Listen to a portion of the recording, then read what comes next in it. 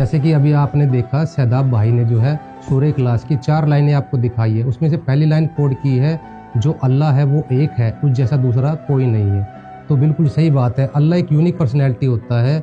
जैसे सभी देवता और दानव और मानव सभी माँ के गर्भ से जन्म लेते हैं, लेकिन जो अल्लाह होता है वो सबका बाप होता है, सारी सृष्टि का रचनार होता है। वो कभी माँ के गर्भ में नहीं आता, वो सहशरीर धरती पर प्रकट होता है और सहशरीर चला जाता है। ये अपने आप में यूनिक है, जो कबीर साहब को अकेला यानी यूनिक बनाता है। तो अल्लाह जो होता है वो कभी भी मरता नहीं है। यहाँ पर देवता दानव और मानव सभी मरते हैं, लेकिन जो अल्लाह है वो कभी नहीं मरता।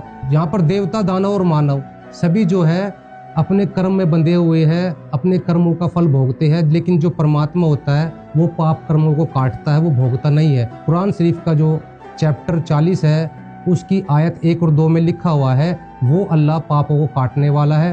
आगे ही आयत 12 में लिखा हुआ है वो जो अल्लाह है वो कबीर है, वो सर्वोपरि अल्लाह कबीर है, अलीउल कबीरा, सर्वोपरि अल्लाह कबीर है और वो जो है अस्तकत का मालिक है। ये कुरान शरीफ में लिखा है, वो पापों को काटने वाला है, पापों को हरने वाला है।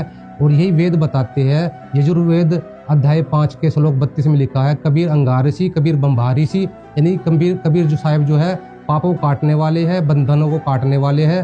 तो ये यजुर्वेद में भी लिखा हुआ है। सभी देवता दानव और मानव सभी काम क्रोध मोह लोभ अहंकार से ग्रसित होते हैं, यानी ये विकार इनमें होते हैं। लेकिन जो अल्लाह होता है वो पाक पवित्र होता है, उसके अंदर ना काम होता है, ना क्रोध होता है, ना मोह होता है, ना लोभ होता है, ना अहंकार होता है, इन सबसे परे होता है। तो ये सभी चीज़ें कबीर साहब को एक यूनिक बनाती है कि उन जैसा दूसरा कोई इस धरती में, इस सृष्टि में है ही नहीं जैसा वे है। तो दर्शकों, आपने अभी सुने संत रामपाल जी महाराज के शिष्य के विचार, जिसमें उन्होंने सिद्ध किया कि पवित्र कुरान शरीफ पुस्तक के सूरह अल इखलास 112 की आयत 1 से 4 की पहली लाइन में जो एक अल्लाह की बात की गई है वह अल्लाह कबीर जी है। तो आइए अब वीडियो में आगे बढ़ते हैं।